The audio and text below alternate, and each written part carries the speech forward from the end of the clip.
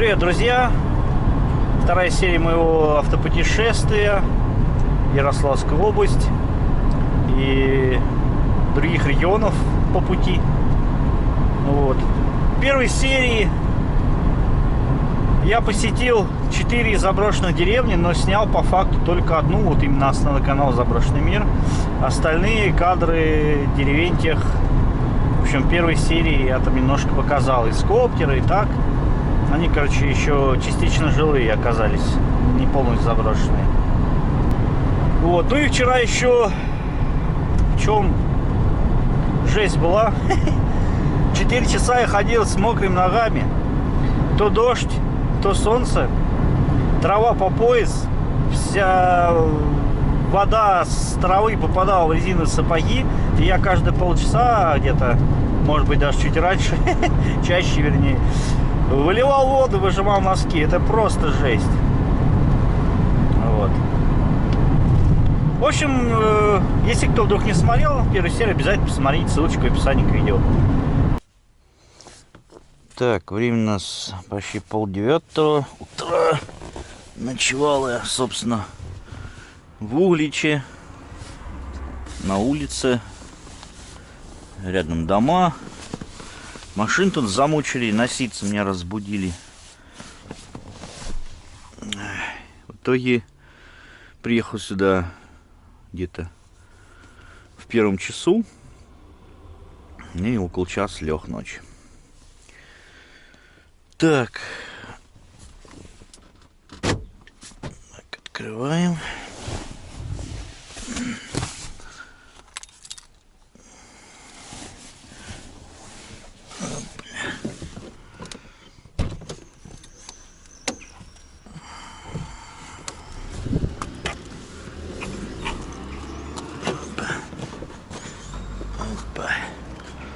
О как.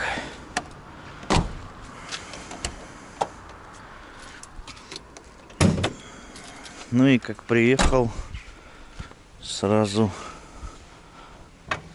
положил сушить. Ну-ка, что у нас? Тонкие, сухие. И резиновые сапоги не высохли. Сыроваты.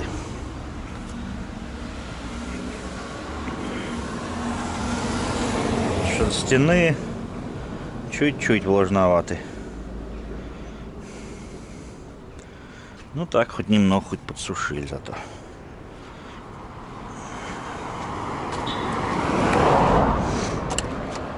Так, сейчас убрать багажник. Успенская площадь Углича. В общем, решился немного пройтись до реки и поискать, где купить можно магнитик. Раз я уж тут. Музей городского быта 19 века. Смотрите, какое здание, какая резьба. Ну, закрыто. Так, давайте туда еще сходим. Там уже Волга виднеется. И, как написано в навигаторе, Угличский Кремль впереди. Смотрите, дорога вымощена из камня. Это здание Угличского музея. Здание бывшей городской думы. Вот ремонт идет вовсю.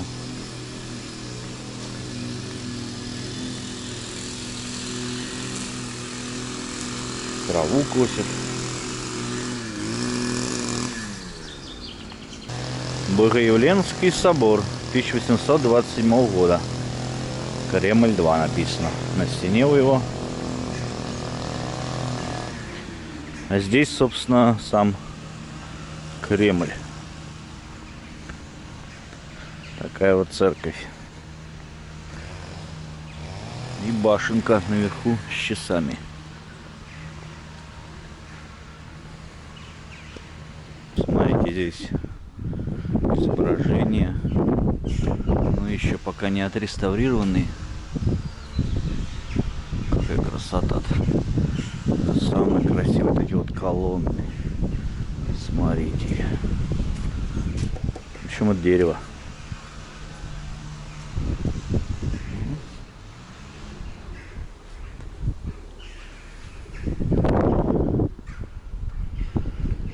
Вот на колокольню даже можно подняться, но закрыто. А это, собственно, палата дворца удельных князей, 1480 год. Смотрите, какая красота. Угу. Старые двери.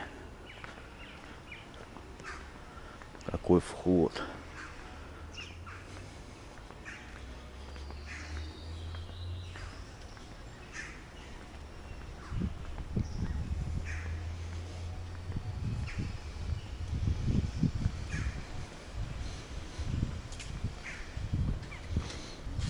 Здесь стоит памятник царевичу Дмитрию Убиенному.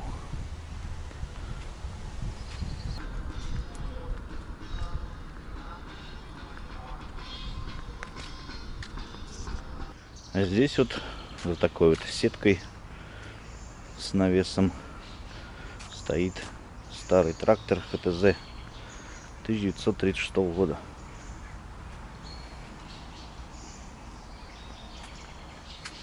Двигатель все на месте. Вот это раритет, я понимаю. Так, купил я магнитик с Оличем наконец-таки. 100 рублей всего лишь. В этом здании музея. Ну, а мы отправляемся в сторону машины и едем дальше по маршруту. Отъехал я, не знаю, километров 20 от Углича. Стал вот на такой вот уже убитой стоянке для автомобилей на трассе. Вот. Сейчас надо позавтракать. И, собственно, я хочу, чего все порвались носки мои.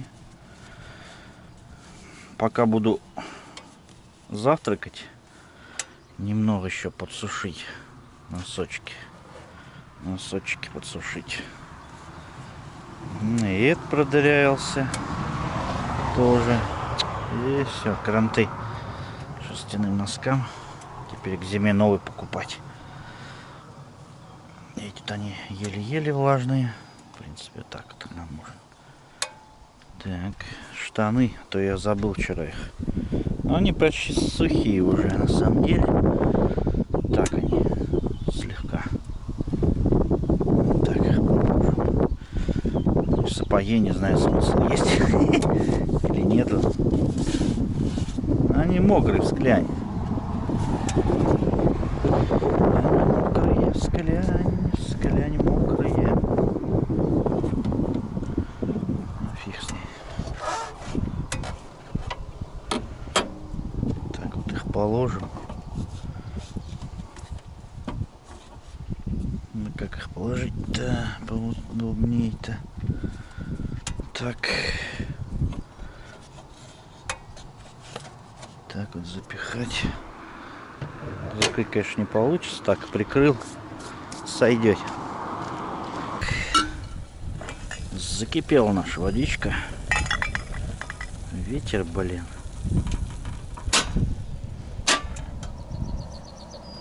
Так, споласкиваем термос слегонца, чтобы он дольше держал.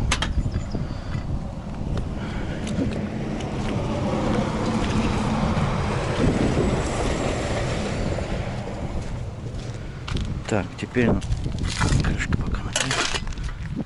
Затарить кофеек, сахарок в термос. Это нам будет на обед и на ужин. Ой, хватит, куда я разошелся. Здесь.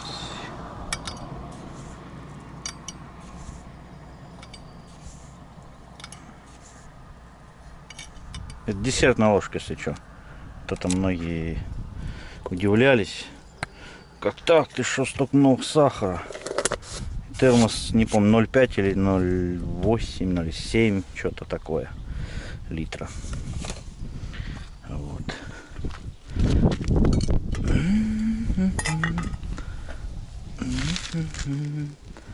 Пришлось вот рядом с машиной ставить плитку. А то огонек может затухнуть от ветра.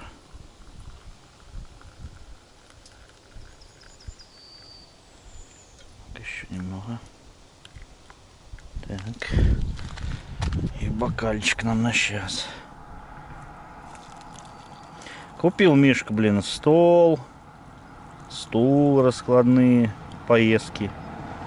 И уже какой раз забываю. Так, это еще вода осталась. Полоснуть. Хватит. Полоснуть потом бокал.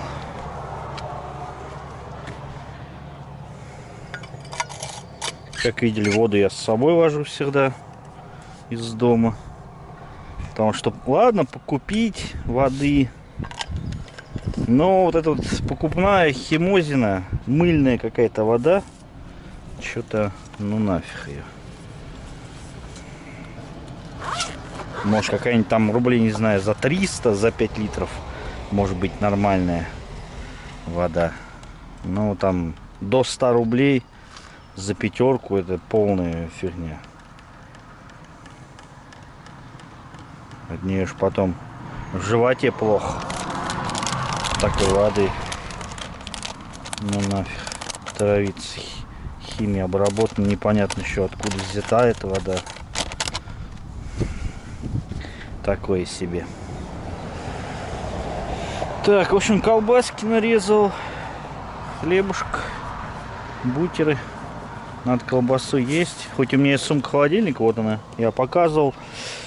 Не знаю, вышел уже серия роликов. Моей поездки в Пензенскую область или не вышло еще. Как там по хронологии будет, не знаю. Ой, горячая. Вот. Сумка-холодильник с Алиэкспресса. И в нее пакет со льдом специальный. Типа. Ну и пакет от 600 мл льда. Больше суток держится. Потом он растаивает. Ну это уже второй день. Хоть и растаяла, а вода еще ледяная в нем. Нормально. Что-то я пересластил. В общем, такой вот у нас завтрак автотуриста. Я просто по утрам не могу ни кашки, ни что-то еще такое существенное, более-менее. Есть только чай и все. В обед уже полноценно чем-то там.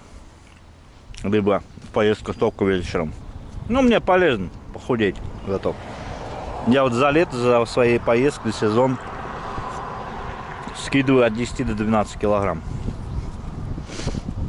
Ну, то бишь, грубо говоря, там где-нибудь среднего, если взять, там с середины апреля до октября. Ну, это там весна, осень-то я мало езжу. Преимущественно летом так. 3 месяца этих.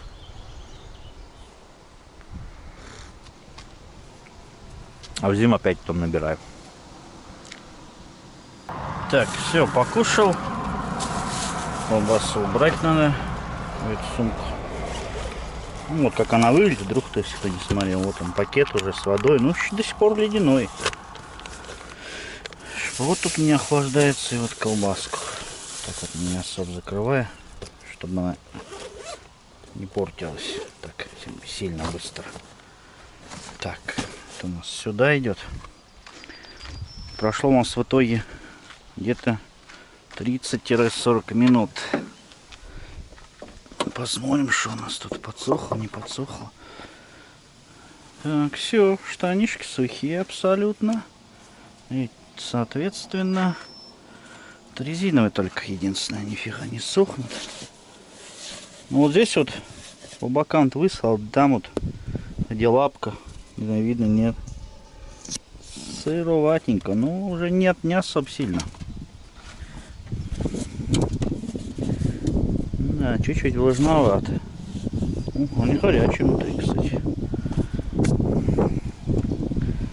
Так, значит, мы их потом еще просушим. Носки чуть-чуть влажноватые. Прям с децом. Прям совсем чуть-чуть. Уже не критично хотя бы. Так, ладно, штаны высушил. Носки-то, если что, у меня и другие есть. Носки, если что, у меня и другие есть. Можно другие одеть. Вот резина сапоги только. Ну, это слегка влажновато, это еще фигня. Сейчас до Ярославля доедем. Нам нужно в интернет зайти, посмотреть там заброшенные деревни Костромской области. Там, по-моему, еще несколько церквей, что ли. Вроде как. Так. Ну, еще горяченький. Я перед этим смотрел. Он уже наполовину подостыл.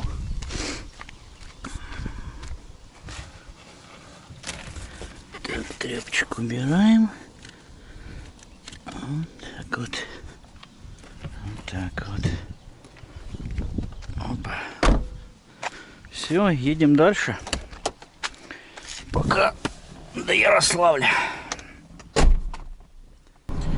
Итак, время у нас без 22. Приехали мы в город Нерехта, Костромской области.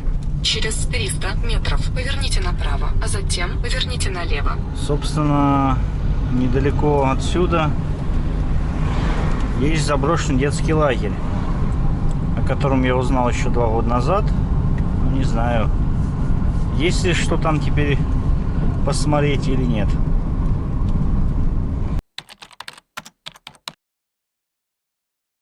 Ну что, друзья, пробираемся в заброшенный лагерь. Я что-то там слышу крики и детские, и взрослых людей. То ли там проход свободный, и может любой желающий погулять, посмотреть. То ли его уже открыли заново. Непонятно. А на всякий случай мы с вами обходим через лес. И потом уже, собственно, посмотрим, действующий он ли или заброшен. Что собака какая-то скулит там, тявкает. Вот, собственно, забор, корпуса. И они, кстати, на замках, у каких-то даже окна побиты. Но в том корпусе живут, белье висит. Вот она, машина стоит, накрытая какими-то тряпкими, одеялами. Видели, да? Насколько возможно было зум приблизить. Машина стоит он там.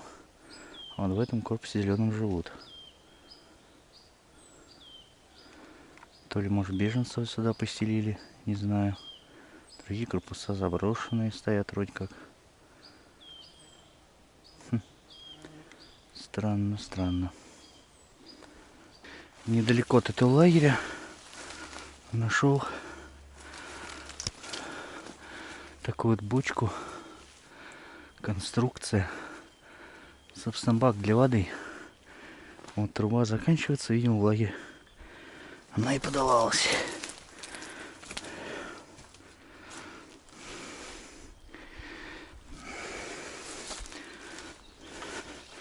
Там еще какое-то строение белое небольшое. Похоже, здесь скважина. Тут, наверное, двигатель стоял. Насос закачивал воду в эту бочку. И из бочки уже вода шла в лагерь. Судя по всему.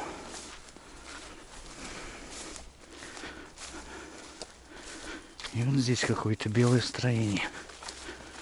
Давайте посмотрим.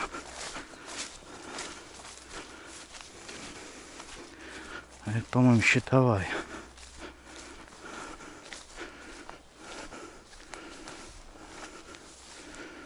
Видимо, беседочка была, что ли, развалилась. Здесь уже тропинка натоптана. Тут даже передо мной парень отсюда вышел в камуфляже. Прямо быстрым шагом. Я даже не успел спросить его, что там насчет лагеря-то.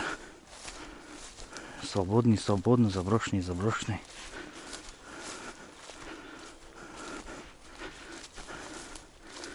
Да. Жаль, жаль. Очень жаль. Вот, друзья, и Стелла. Старая, вся ржавая. Ну, смотрится прям атмосферно. Пионерский лагерь «Орленок». Ну, к сожалению, там, видите, а может быть и к счастью, не знаю, живут там. Явно не детский лагерь, не рабочий. Хотя, кто знает, может быть, пару корпусов только всего лишь.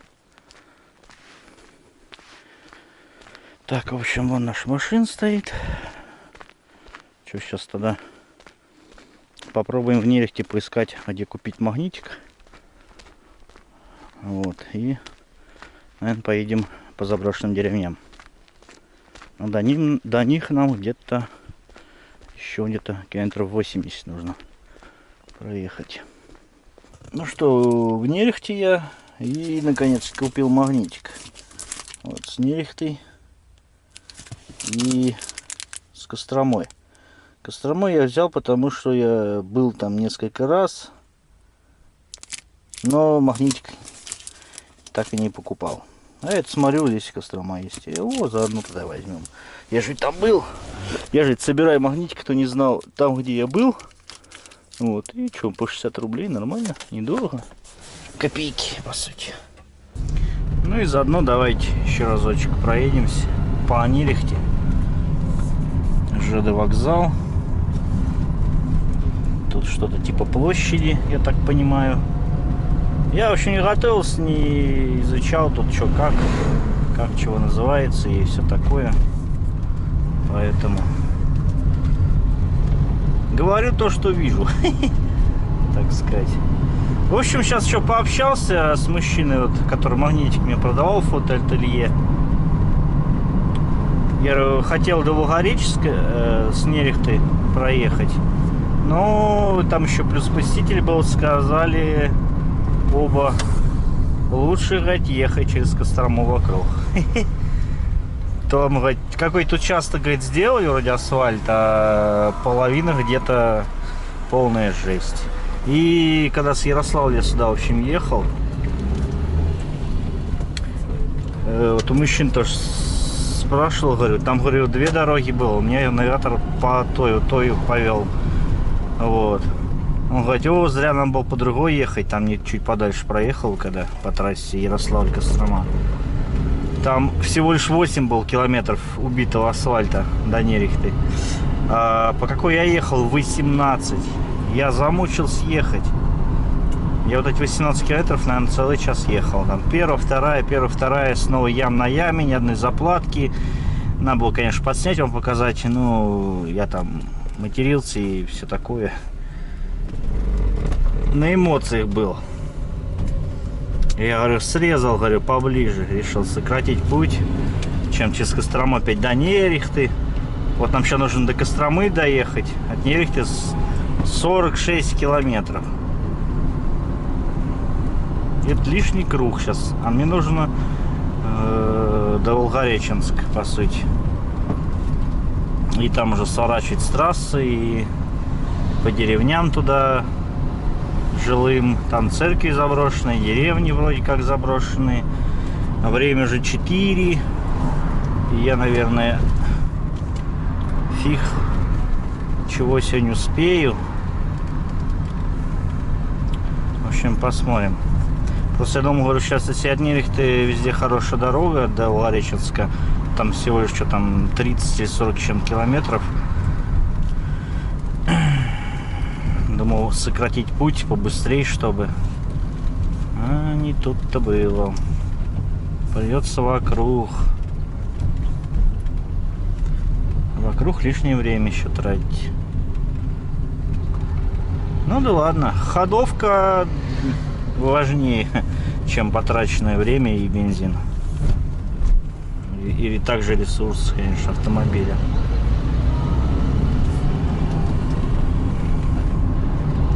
Следующим по моему маршруту является заброшенная церковь Флоры и Лавры в урочище Фроловское.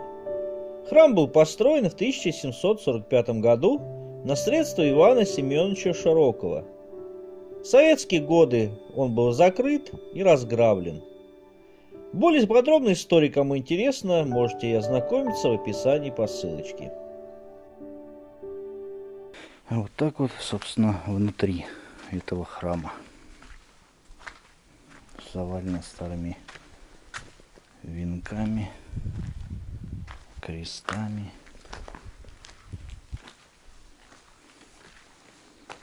Да уж. Церковь превратили в помойку, грубо говоря.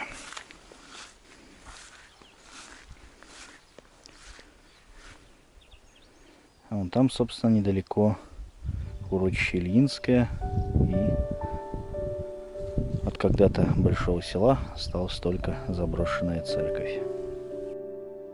Это все, что осталось от церкви в честь Федоровской иконы Богородицы. Она была построена в 1808 году, но в советские годы практически вся была разрушена.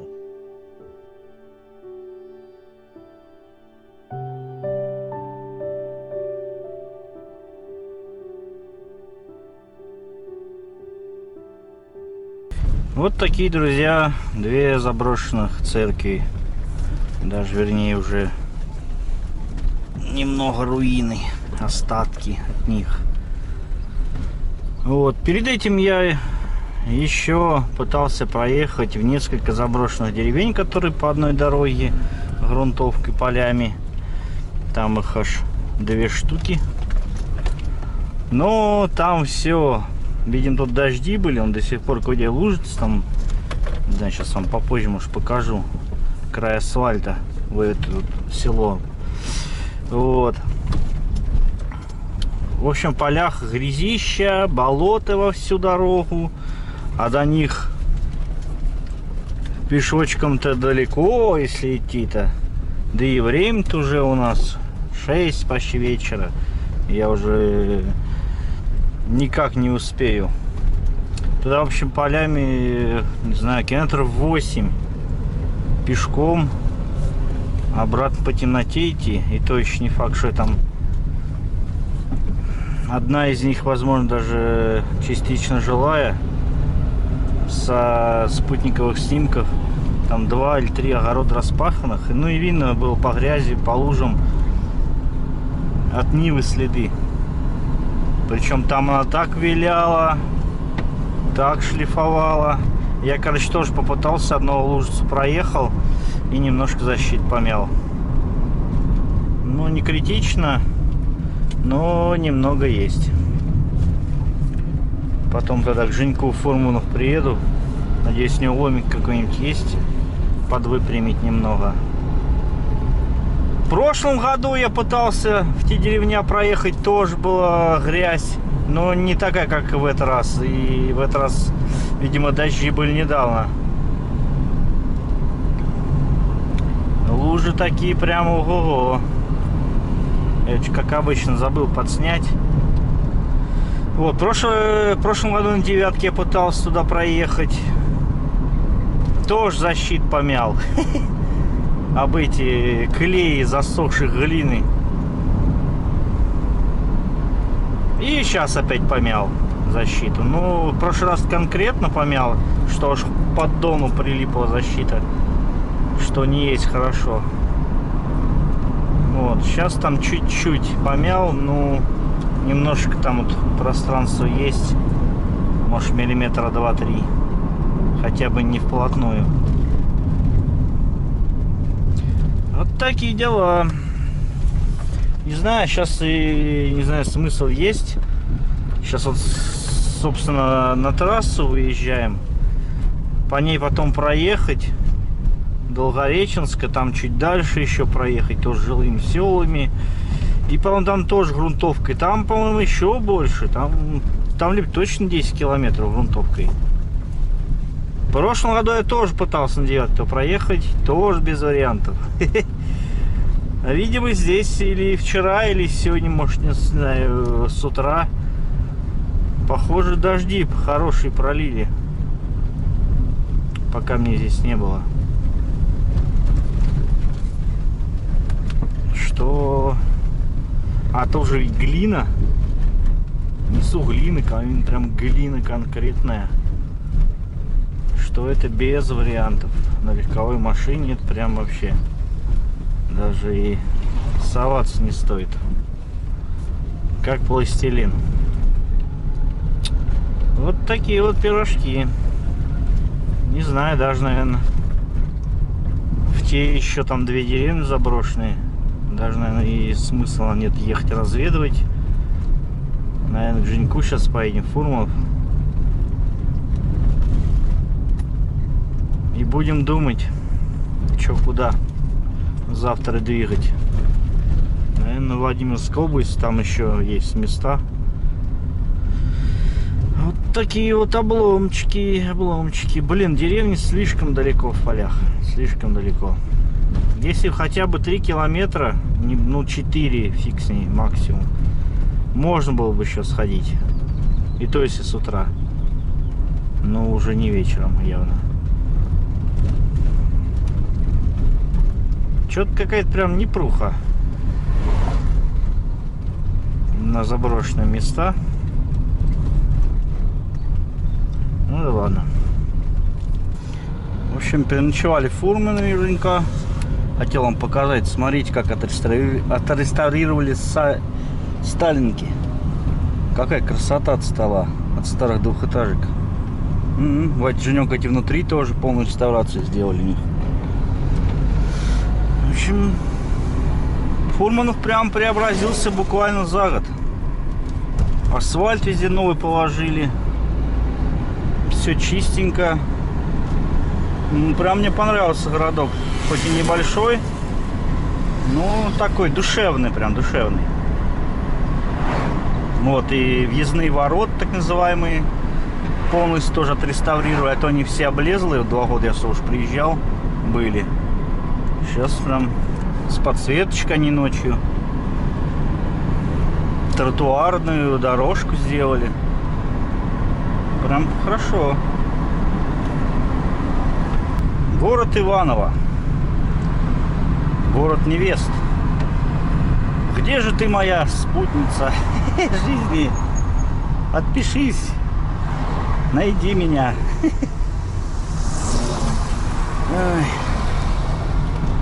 В общем, едем, тошним по небольшим заторам через Иваново.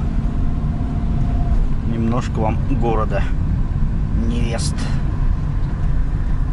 Через 1 километр 500 метров поверните налево. Товарищ Ленин.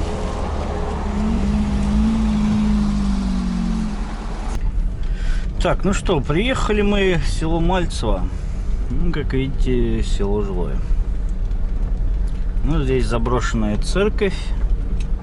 И где-то за ней пионерский лагерь. Вроде как Поверните налево. Вроде как тоже заброшенный.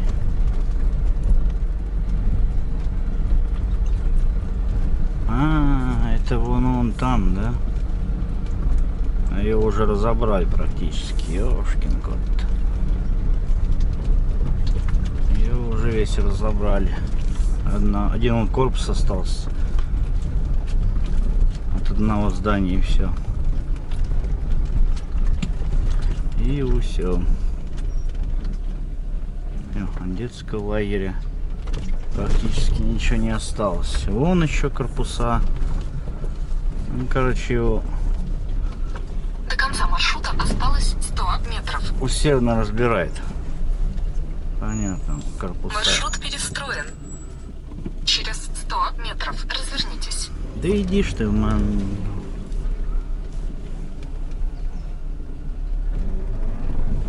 В общем, сейчас мужчина проходил, возможно, хозяин. Говорит, уже к зиме восстановит и откроет первый корпус. Будет база отдыха. Ну так вот. Хорошо, хоть так. Что, давай теперь посмотрим церковь. Церковь Иоанна Предтечи в Маслово была построена в 1803 году на средства прихожан вместо 2 деревянных. Спустя 60 лет были возведены колокольня и 2 симметричных предела по сторонам трапезной. Северный, к сожалению, ныне утрачен. Храм был закрыт и разорен в 1936 году. В бывшем храме сделали клуб, потом в нем хранили колхозную сельскохозяйственную технику. В советские годы он был закрыт и разграблен. Более подробная история, кому интересно, можете ознакомиться в описании по ссылочке.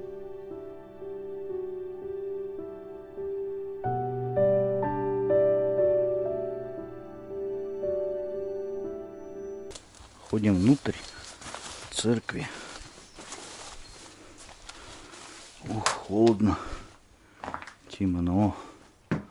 Собственно, колокольня. Здесь, смотрите, сохранились старые ворота металлические с крестами, задвижками, заслонками. Здесь, в общем, мы к сожалению, не пройдем. Нужно искать другой вход, если он, конечно, еще есть. Вот, собственно, где можно пройти внутрь сбоку. Видите, здесь что-то перестраивался в советские годы. Вот это уже кирпич не родной. Ворота, видимо, были. Стену разломали. Но ворота, ведь согласитесь, друзья. И вот так вот внутри этого храма. Ну, фрески практически не уцелели.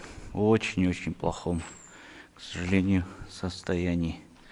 Сами прекрасно видите. Вот там вот на куполе более-менее еще что-то можно рассмотреть, но уже довольно-таки в плохом все состоянии. Собственно, алтарная часть.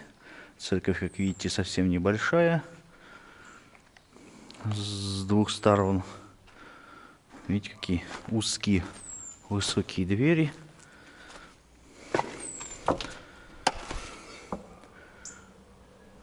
Тоже, похоже, оригинальная дверь. Okay. О, смотрите, какой засов кованный, массивный. Такие вот ворота. Двери, вернее. Тяжелые. Вот так вот. Село жилое. Много очень домов современных, новых. Может быть, дачные, как. Вот сюда ведет 3 с лишним километра трасса Щебенка. Мелкая. Лагерь, видите, весь разламывают. Может быть, до этого кто-то разломал. А сейчас восстанавливают. И хорошо, что скоро будет функционировать это место. Восстановят корпуса.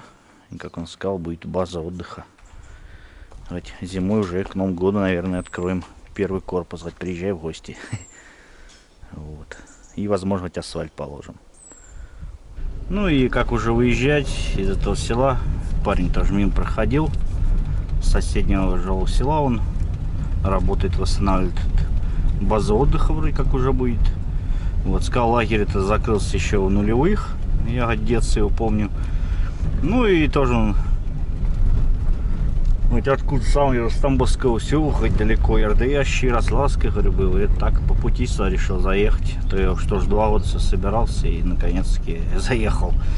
Вот. И вот он говорит, у нас деревень-то хоть много, но где вот Кинешма, еще там где-то, ну там говорит очень заболочено все. Там даже на Ниве особо. Ну, в общем, где, я так понимаю, друг мой рязанский, Костян, канал Одиночка был этой весной.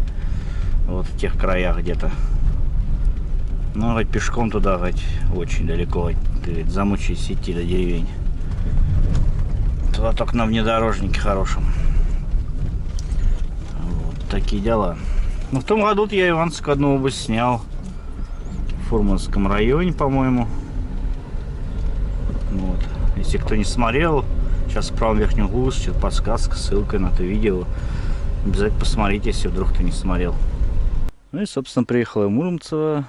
Перед вами заброшенная усадьба Храповицкого. Ну, кроме усадебного дома.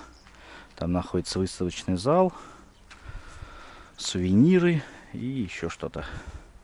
Вот, собственно, впереди на вашем экране выставочный зал с кассой. По прямой это бывшая конюшня, а это остатки от каретного двора. Сейчас еще сходим, посмотрим сам замок. У девушки на кассе спросил, говорю, реставрировать-то не собираются? Говорит, пока вот законсервировали, видите, внутрь абсолютно не зайти, все заложено кирпичом. Вот. Если хоть найдется инвестор, то, конечно же, усадьба будет восстанавливаться. Но ведь колоссальные нужны средства. Ну и согласитесь, очень-очень жалко, что такой великолепный замок медленно разрушается с годами. И, возможно, если так и не найдут спонсора на его реставрацию, просто с годами это все дело развалится. И наши потомки не увидят такой архитектуры, такой красоты. Да, печально очень. Здесь, собственно, представлены фотографии выпускники Муромского лесотехнического техникума, 1951 год. Руководство, медицинский персонал военного госпиталя бывшего главного усадебного дома, 43-46 года. 1924 год. Выпускники, преподаватели Муромского сельскохозяйственного и лесного техникума. Вот, собственно, как внутри было. Столовая в главном усадебном доме. Конец 19 века. Смотрите, какая красота была. Все было из дерева, резное. Балконы внутри помещения, вы посмотрите.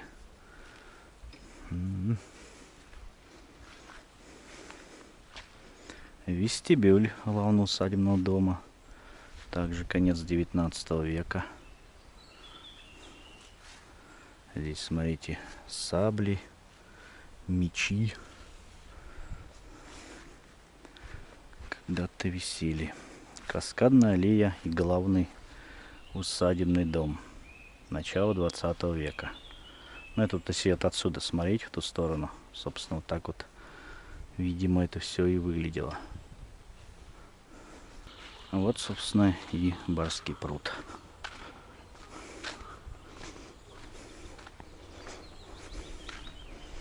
Так, а это у нас что за здание?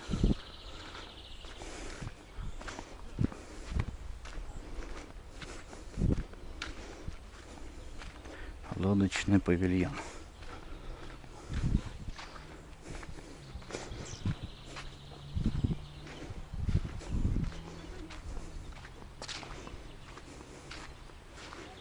Ну и спустя, наверное, часа два долго я проходил.